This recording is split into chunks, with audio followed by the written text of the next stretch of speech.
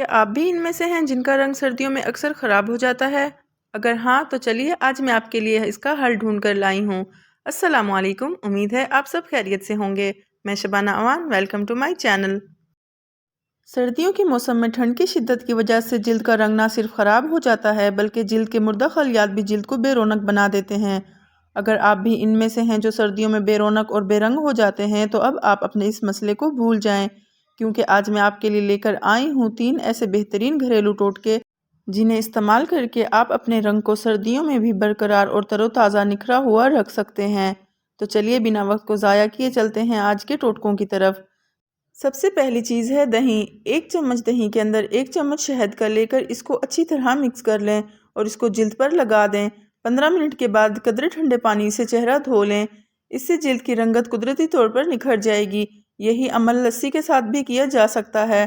لسی کو کسی بھی ہلکے پف کی مدد سے چہرے پر لگائیں اور کچھ دیر بعد منہ دھو لیں۔ سردی کے سبب مدھم پڑ جانے والی رنگت منٹوں میں بحال ہو جائے گی۔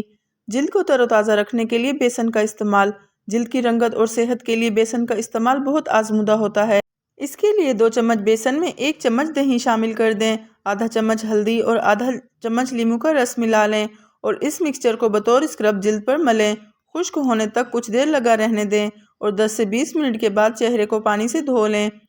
سردی کے سبب رنگ کا خراب ہو جانا، آلودگی کے سبب دب جانے والی رنگت اور ایکنی کے سبب بن جانے والے داغ دھبوں کو دور کرنے کے لیے یہ بہترین نسخہ اور اس کو چہرے کے اوپر دائرے کی شکل میں اس طرح ملیں کہ اس کا رس جلد میں جذب ہوتا جائے۔ اس سے نہ صرف داغ دھبے دور ہو جاتے ہیں بلکہ رنگ بھی سفید ہوتا ہے۔ یاد رکھیں، چہرے کی جلد آپ کی شخصیت کی عکاسی ہوتی ہے۔ اس کے اوپر کچھ بھی لگانے سے پہلے اپنی جلد کی ساخت کے بارے میں جاننا بہت ضروری ہے۔ اس بارے میں جاننے کے لیے کسی بھی ماہر جلد سے مشورہ آپ کے لیے مفید ہو سکتا ہے۔ امید کرتی ہوں آپ کو آج کی یہ ویڈیو پسند آئی ہوگی۔ مزید ایسے ٹپس اور ٹوٹکوں کے لیے میری ویڈیو کو لائک اور چینل کو سبسکرائب کریں۔ شکریہ۔ اللہ پاک ہم سب کا حامی و ناصر ہو۔ آمین۔